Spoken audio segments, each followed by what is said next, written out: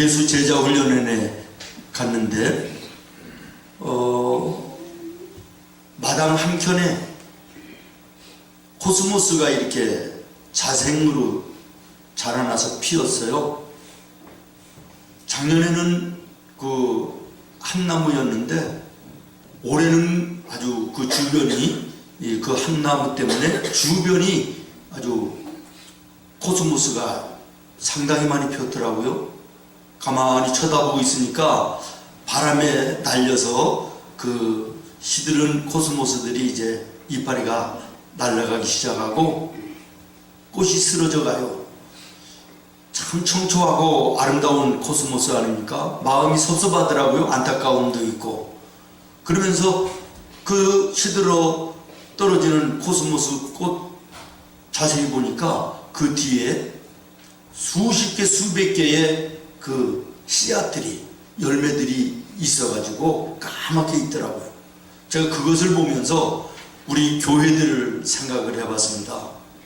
지금 우리 한국의 교회들이 그야말로 꽃 피었던 부흥의 시절이 이제 지나가면서 시들은 꽃처럼 또 주변에 여기저기 수많은 단체들이 교회를 흔들어 무너뜨리기 위해서 도전해오는 이 상황 속에 그 바람 같은 그 도전이 우리 하나님의 교회들을 흔들고, 그래서 교회들이 서서히 침체되어져가는 그런 모습들을 보면서 많은 사람들이 염려도 하고 낙심도 하지만 저는 그 코스모스를 보면서 깨달았어요. 그래, 꽃은 시드나 그 시드는 꽃 뒤에 수많은 열매들이 있다. 아멘. 그리고 그 수많은 열매들이 땅에 떨어져 내년에는 아름다운 꽃동산이 될 것이다. 아멘.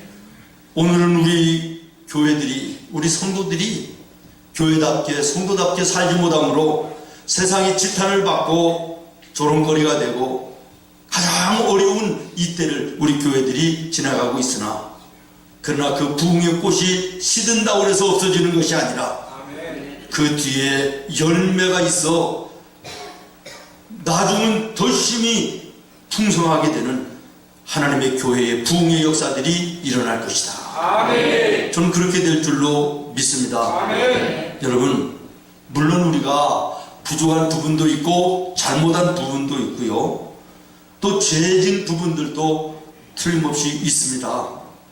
그러나 예수님이 타락한 것은 아니지 않습니까? 아멘. 예수님이 부패한 것은 아니지 않습니까? 아멘. 하나님의 교회의 본질은 여전히 성결이고 거룩함입니다. 아멘. 구별됨입니다. 아멘. 그리고 생명인 것입니다. 아멘.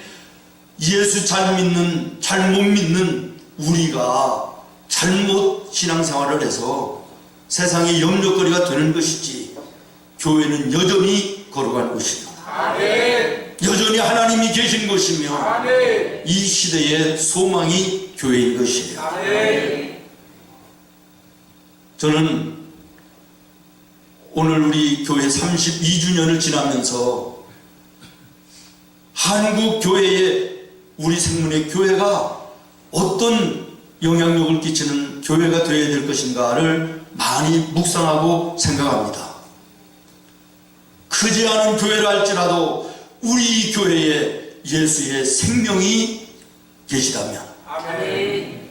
오늘 우리 성도들이 성도의 본분을 제대로 감당하며 사는 우리 성도들이 있다면 틀림없이 우리 생문의 교회를 통하여 이 땅에 하나님의 위대한 일들을 하나님은 이루어 주실 것이라고 저는 믿습니다. 아멘. 그리고 오늘의 한국 교회들 흔들리는 것 같고 시들어가는 것 같지만, 그러나 결코 하나님의 교회기에 아멘. 나와 여러분의 교회가 아니라 하나님의 교회기에 하나님이 교회를 붙들어 주실 줄로 믿습니다. 아멘. 하나님께서 결단코 우리 한국의 교회들을 붙들어 다시금 부흥케 하시는 놀라운 은혜를 베풀어 주실 줄로 믿습니다. 아멘. 여러분, 우리 한국 교회가 어떤 교회입니까? 물론 하나님의 피값으로 세우신 교회들이요, 그러나 또 하나 선교사들의 순교의 피가 거기에 있습니다. 아멘. 우리 믿음의 선조들의 순교의 피 위에 세워진 교회가 오늘 우리의 한국의 교회들인 것입니다. 1886년, 그러니까 오늘로 정확하게 132년 전입니다. 영국 출신의 토마스 선교사님이 이 조선 땅에 예수 생명의 복음을 전하기 위해서 가슴에 성경을 품고 들어옵니다. 중국을 통해서 제너럴 셔먼호를 타고 대동강까지 왔는데 그 당시에 세국 정책이 굉장히 강해가지고 들어오지를 못하고 배가 거기에서 파손이 되면서 거기에 타고 있던 모든 사람들이 잡히게 된 거예요. 예수를 전하기 위해서 왔다라고 하는 이 토마스 선교사 발각되어 가지고 이제 대동강변 모래 백사장 위에서 참수형을 당합니다. 그때 토마스 선교사 나이가 27살, 새파랗게 젊은 청년이었습니다. 박충근이라고 하는 포졸이 이 토마스의 목을 치는 임무를 맡아요. 근데 나중에 이 박충근이라는 사람이 신앙을 고백했습니다. 내가 그 서양 젊은이의 목을 치려고 칼을 들었을 때 그 젊은이는 나를 쳐다보고 웃으며 가슴 속에 있는 책 한 권을 나에게 주었다. 나는 그 책을 거절할 수가 없었다 라고 간증을 합니다. 27살의 그 젊은 토마스 선교사는 대동강 모래 위에 순교의 피를 뿌리고 갔지만, 그러나 이 박준건이라는 목을 쳤던 그 사람이 성경을 보면서 예수님을 영접하게 됩니다. 그리고 그는 나중에 평안의 안죽교회의 장로님이 되어 교회가 시작되는 거예요. 그때 또 옆에 성경을 나눠줄 때 또 옆에 최충건이라고 하는 어린 아이 12살 먹었었다고 합니다. 이 최치량이라고 하는 12살 먹은 아이에게도 이 토마스 선교사가 성경책을 줬대요. 근데 12살 먹었으니까 이게 뭐 알지를 못해서 그랬는지 아마 그 성경책을 박영식이라고 하는, 그때 평양성의 관리였다 그러네요. 그 사람에게 책을 준 거예요. 성경책을 준 거예요. 한문으로 된 성경책입니다. 이 박영식이라고 하는 사람이 이 성경책을 가지고 집에 왔는데 재미가 없는 거예요. 그래가지고 그 당시에는 책도 귀하고 종이도 참 귀하던 시대이기 때문에 성경책을 찢어가지고 도배를 했대요, 방을. 그리고 잘라고 누우면 천정에서 성경이 보이고, 보기 싫어서 옆으로 틀어놓으면 벽에도 성경이 보이고, 밥을 먹으려고 앉으면 앞에 성경이 보이고, 그러다 읽다가 보니까 예수님을 영접하게 된 거예요. 아멘. 그리고 그 집에서요, 널다리 교회라는 교회가 시작이 돼요.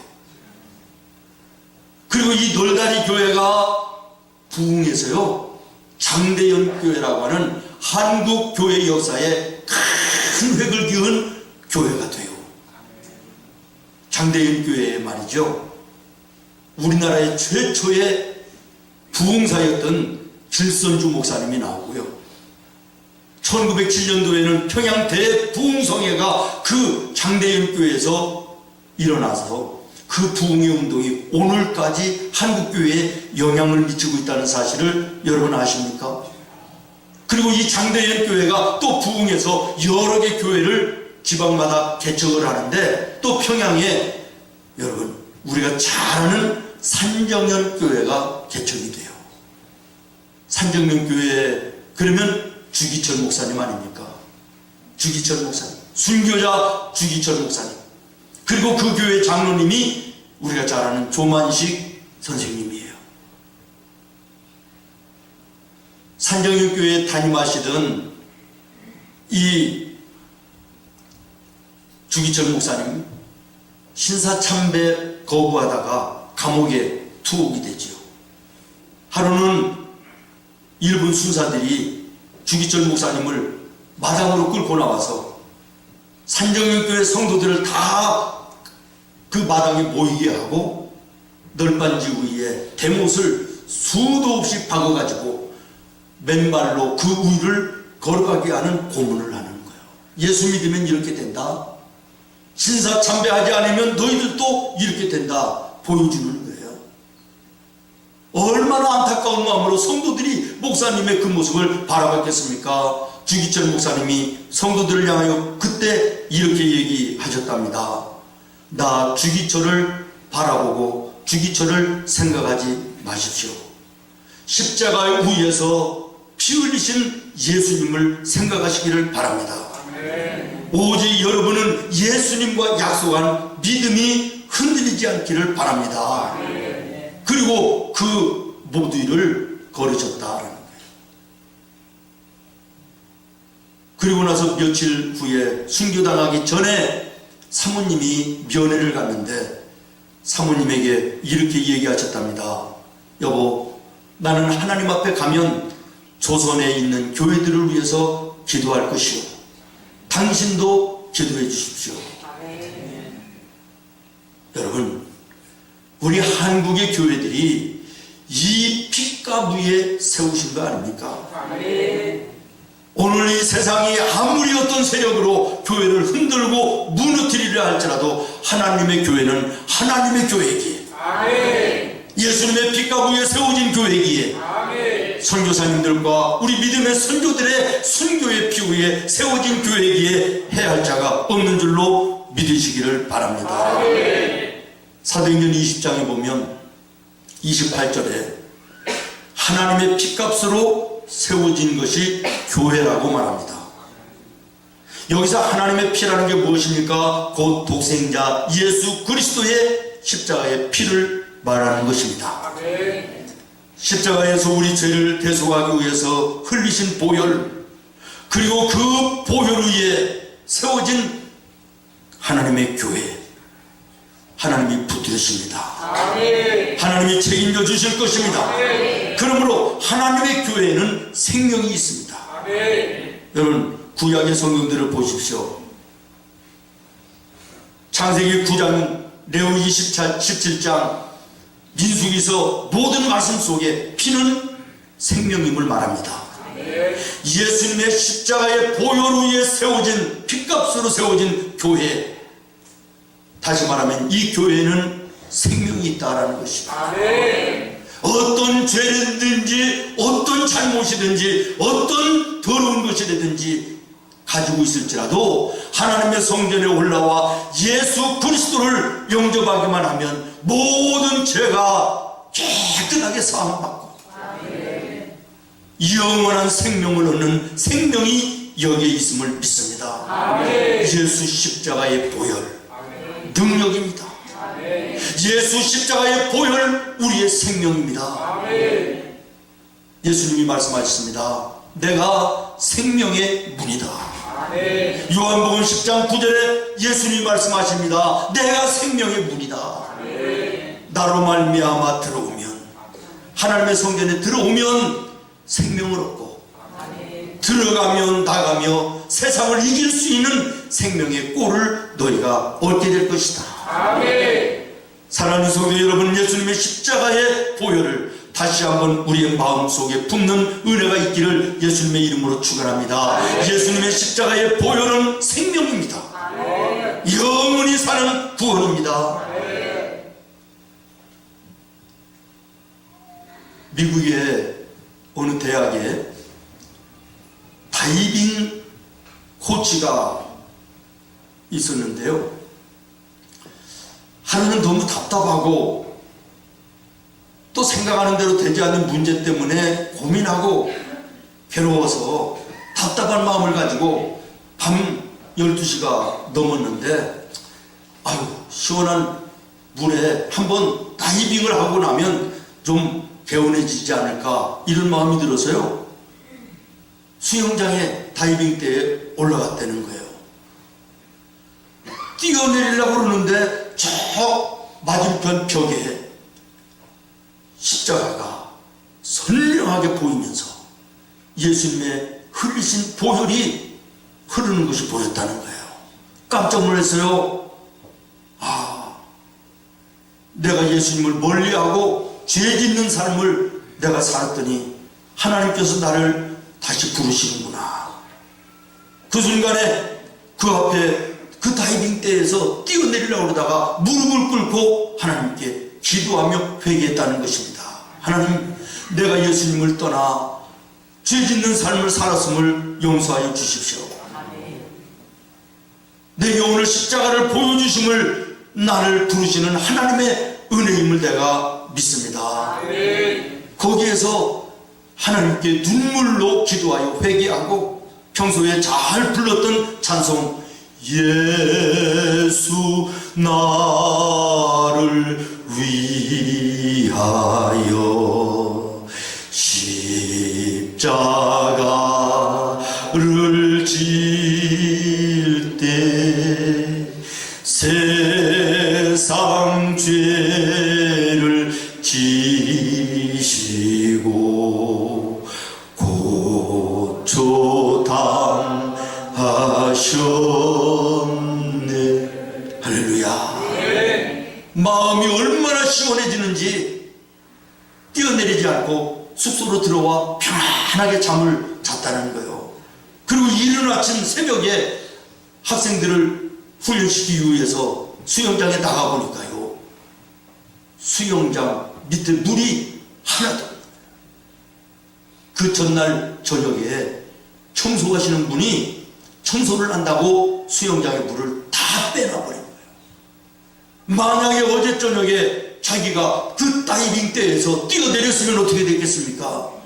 죽음 아니겠습니까? 예수님의 십자가가 나를 살렸구나. 그렇습니다. 사랑하는 여러분, 십자가는 생명입니다. 십자가는 생명입니다.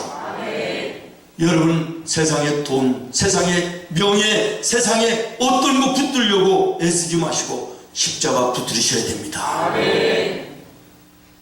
십자가 붙드는 자에게 하나님이 영원한 생명을 주실 뿐만 아니라 이 땅 위에 살아가는 동안 모든 삶을 책임지시며 걸음을 인도하시는 은혜를 베풀어 주실 것입니다.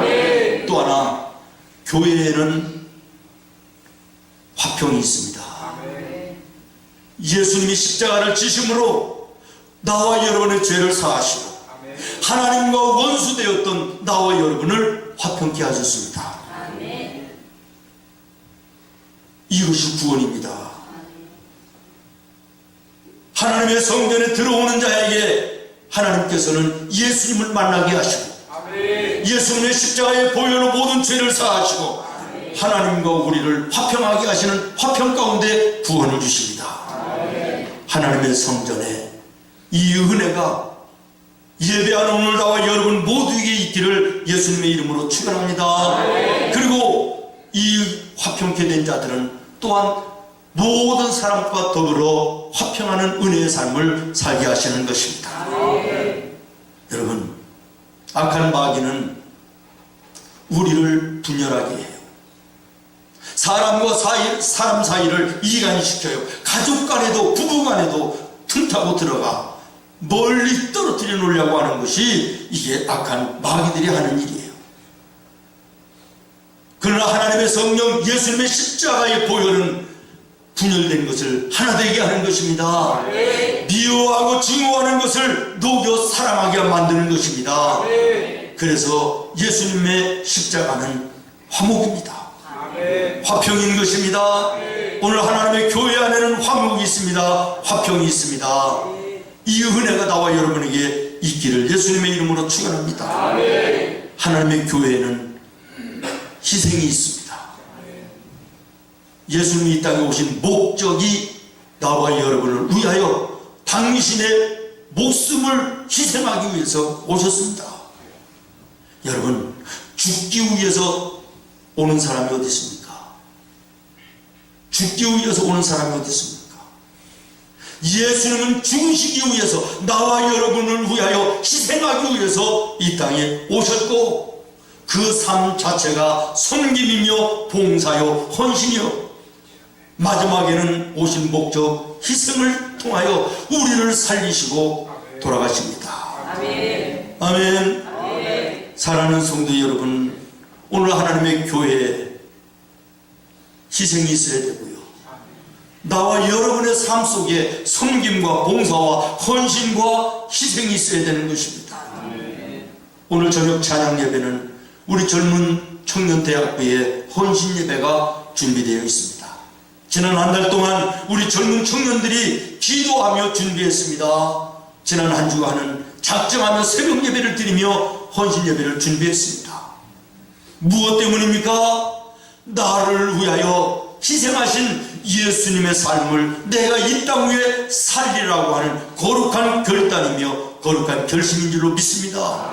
이 아름다운 모습을 우리 주님이 받으시지 않겠습니까? 오늘 하나님의 교회와 나와 여러분의 삶 속에는 섬김이 있어야 됩니다.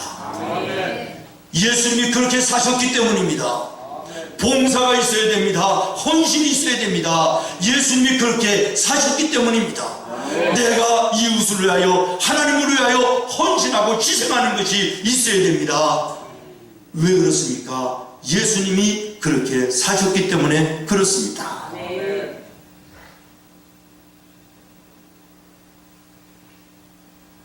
지난 목요일 날 우리 동네 동장님과 복지과장님이 교회에 인사하러 오신다. 지난주에 연락이 왔어요. 그래서 동네 잔치하는 날 인사를 했으니까 안 오셔도 괜찮습니다.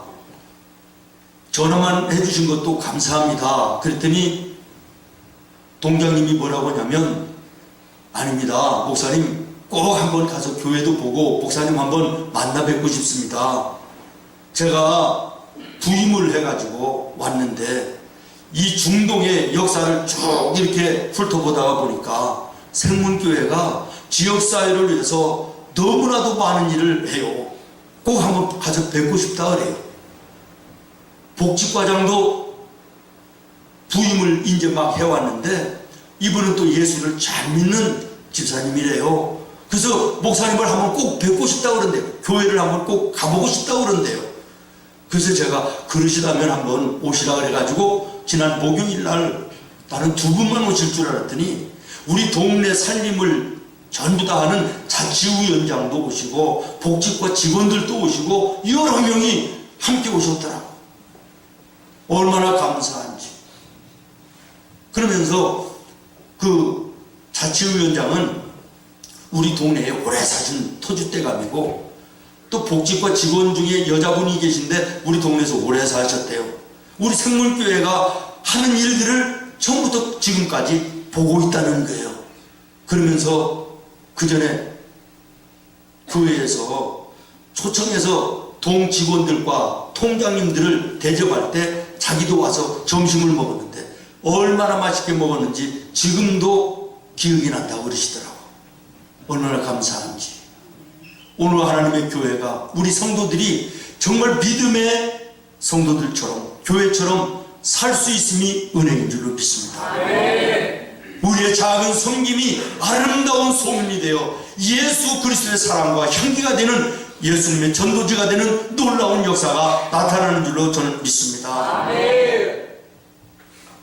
그전에는 세상 사람들이 교회를 향하여 요구하는 것이요, 섬김과 봉사, 구제하는 거 이런 거였어요.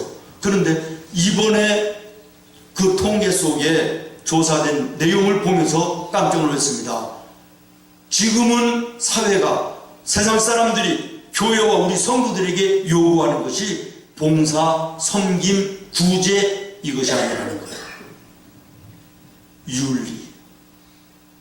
목사는 목사의 윤리를 지키며 살기를 바라고 예수 믿는 성도들은 성도로서의 윤리를 지키며 살아달라는 것이 그들이 우리에게 향한 바람이라는 거예요. 깜짝 놀랐습니다. 사랑하는 여러분, 얼마나 우리 교회가, 우리 성도들이 제대로 살지 못했으면 세상 사람들이 그렇게 요구를 할까? 다시 말하면 당신들은 우리처럼 살아서는 안 되는데 왜 예수 믿는다고 그러면서 교회가, 목사들이 왜 예수 믿는 성도들이 우리와 똑같은 삶을 사느냐? 구별되게 살으라 그런 얘기예요. 다르게 살으라는 얘기예요. 사랑하는 여러분, 여러분 예수 믿는 사람답게 세상에 나가서 삽니까? 예배 자리에 앉아 예배하는 것이 예수 믿는 것입니까? 예수를 마음에 품었으면, 그래서 예수로 구원받았으면 예수로 살아야 되는 거 아닙니까? 예수로 사시기를 예수님의 이름으로 축원합니다. 예수로 사는 사람들 하나님이 책임져 주시잖아요. 하나님의 성전을 사랑하며 하나님의 성전을 중심해서 믿음으로 사는 자들 하나님이 은혜 주시고 복을 주시잖아요. 책임져 주시잖아요. 개인뿐만 아니라요, 하나님의 교회를 중심해서 믿음으로 사는 사람들은요, 나라적으로도 하나님이 은혜와 복을 주십니다. 아멘. 저 스칸디나비아 쪽에, 그 스칸디나비아 반도 쪽에 있는 나라들을 보면요, 그 나라들이 역사가 그래요. 바이킹이에요. 바이킹족이에요. 해적들이란 말이에요. 덴마크나 노르웨이, 스웨덴 같은 그런 나라들 조상들이 다 해적들이에요. 바이킹 도둑놈들이었다는 말이에요. 강도들이었다는 거예요. 그런데 그 나라가 오늘에 있어서는 세계의 가장 좋은 나라, 잘 사는 나라, 부유한 나라 중에 손꼽히는 나라들이 된 이유가 어디인지 아십니까? 예수님을 영접했을 때부터. 아멘이 안 돼요? 하나님 앞에 예배하는 예배당을 지면서부터 강도의 일을 버리고 모든 세상 사람들이 부러워하는 나라들로 만들어져가는 출발이었다는 사실을 세계사가 우리에게 보여주고 있습니다. 하나님의 성전을 사랑하며 하나님을 사랑하는 하나님의 사람들, 하나님이 책임져 주시는 일로 믿으시기를 바랍니다. 하나님의 성전을 사랑하는 거 축복입니다. 성경에 보면 하나님께서 모든 사람들이 모든 것을 잘하는 것을 원치 않으시고요, 원치 않는다기보다도 우리를 너무나도 잘하시기 때문에 다 잘하는 것으로 상급을 주시지 않더라고요. 하나만 잘해도 하나님의 은혜와 복으로 함께 하시더라, 그런 얘기예요. 아멘. 아브라함은 다른 거 없어요. 헌신 한번 잘해서 하나님의 쏟아 부어주시는 은혜와 복을 받은 사람이고요, 이삭은 순종 한번 잘했어요. 욥은 인내하는 믿음을 하나 가지고요, 우리가 잘 아는 마르다 섬기고 봉사하는 거 하나 잘해가지고 하나님의 은혜와 복을 받으세요. 오늘 본문 말씀을 우리가 읽었는데요, 다윗이 쓴 말씀입니다. 우리가 잘 아는 대로 다윗처럼 하나님의 은혜와 복을 풍성하게 받아들인 삶이 어디 있어요? 그런데 그 비결이 단 하나더라고요. 성경을 여러분 읽어보십시오. 다윗이 하나님의 은혜와 복을 받을 수 있었던 단 하나의 비결은 따라하겠습니다. 교회 사랑. 교회 사랑. 무슨 사랑? 교회 사랑. 무슨 사랑? 교회 사랑. 성전을 사랑했다라는 거예요. 아멘. 오늘 본문 4절을 여러분 같이 읽겠습니다.